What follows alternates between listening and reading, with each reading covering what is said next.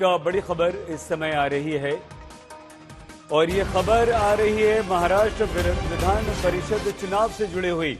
जी हां, महाराष्ट्र में विधान परिषद चुनाव में एनडीए ने बड़ी जीत हासिल की है। महायुति के सभी 9 उम्मीदवार जीत गए हैं। 11 में से 9 उम्मीदवार जीत गए। एनडीए के उम्मीदवार थे, कांग्रेस की तरफ से क्रॉस वोटिंग भी हुई है। महाविकास आघाड़ी के 3 में से 2 उम्मीदवार जीते हैं, 1 की हार हुई है। और एमएलसी चुनाव से ठीक पहले कांग्रेस के 37 विधायक पार्टी मीटिंग में नहीं पहुंचे थे, तो यहां 1 सीट पर कांग्रेस, 1 सीट पर उद्धव का उम्मीदवार जीता, यानी कि 9 के 9 जीतने में सफल हुए हैं एनडीए के, जिसमें से 5 बीजेपी के हैं और कांग्रेस के 7 से 8 विधायकों ने क्रॉस वोटिंग की है। बीजेपी ने इस एमएलसी चुनाव में 5 उम्मीदवार उतारे थे, 5 जीत गए। एकनाथ शिंदे की शिवसेना ने 2 उतारे थे, दोनों जीते। अजीत पवार की एनसीपी के 2 उम्मीदवार उतारे गए थे, दोनों जीते हैं।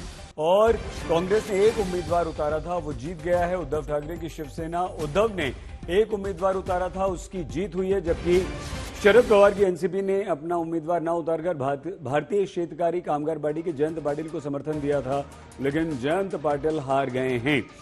एक एमएलसी सीट जीतने के लिए प्रथम वरीयता के आधार पर कम से कम 23 विधायकों की जरूरत थी। महाराष्ट्र की विधानसभा में कुल 288 सदस्य हैं, लेकिन मौजूदा समय में 274 विधायक हैं। हम आपको ये बता दें कि बीजेपी के 103 विधायक थे, अजीत पवार की एनसीपी के पास 40 विधायक थे और एकनाथ शिंदे की शिवसेना के 38 विधायक थे। इसके अलावा एनडीए के अन्य सहयोगी दलों और निर्दलीय विधायकों को मिलाकर एनडीए के पास हो रहे थे 203, यानी कि 203 विधायकों का समर्थन एनडीए को था। इस आधार पर सत्ताधारी दल अगर अपने सभी 9 उम्मीदवार जिताने के लिए 4 और विधायकों के वोटों की जरूरत थी। परिणाम से यह स्पष्ट हो गया कि महायुति ने 4 वोट जुटा लिए, मतलब एमएलसी के चुनाव में क्रॉस वोटिंग हुई है। ऐसा कहा जा रहा है कि कांग्रेस के 7 से 8 विधायकों ने क्रॉस वोटिंग की। लोकसभा चुनाव के बाद यह पहला शक्ति परीक्षण था जिसमें महाविकास आघाड़ी को करारा झटका लगा है। महाराष्ट्र में विधान परिषद चुनाव में एनडीए ने बड़ी जीत दर्ज की है। महायुति के सभी 9 उम्मीदवार जीत हासिल करने में सफल रहे। कांग्रेस की ओर से क्रॉस वोटिंग हुई। राज्य की 11 सीटों के लिए वोट आज डाले गए और 12 उम्मीदवार इन 11 सीटों के लिए मैदान में थे। वहीं से एमएलसी चुनाव से ठीक पहले ये अब हम आपको बताएं कि यहां पर बड़ा राजनीतिक खेल का अनुमान लगाया जा रहा था। 27 जुलाई को महाराष्ट्र के 11 एमएलसी अपना कार्यकाल पूरा कर रहे हैं। 288 सदस्यों वाली विधान परिषद में फिलहाल 274 सदस्य हैं।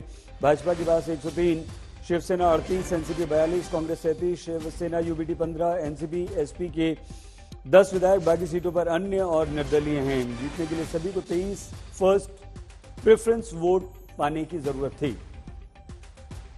आज टोटल वोटर थे 42, हमारे कैंडिडेट को वोट मिले 47, तो इसीलिए हमें 5 वोटर ज़्यादा मिले।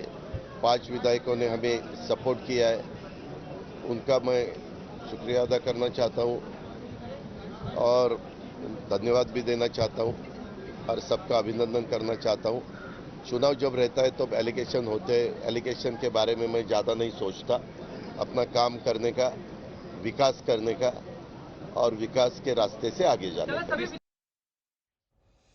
महाराष्ट्र के उप मुख्यमंत्री बीजेपी के नेता देवेंद्र फडणवीस ने ट्वीट किया है, इस जीत पर प्रसन्नता व्यक्त की है, लेकिन एनडीए ने अपने 9 उम्मीदवार उतारे थे, 9 की 9 जीते हैं और ये उसी में उन्होंने ट्वीट किया 9/9, 9 में से 9, सिर्फ छोटा सा नंबर और बड़ा संदेश। और ये एक बहुत ही 9 नंबर देकर उन्होंने एक बड़ी बात कह दी है, ये कह दिया है कि हमने जीत हासिल की।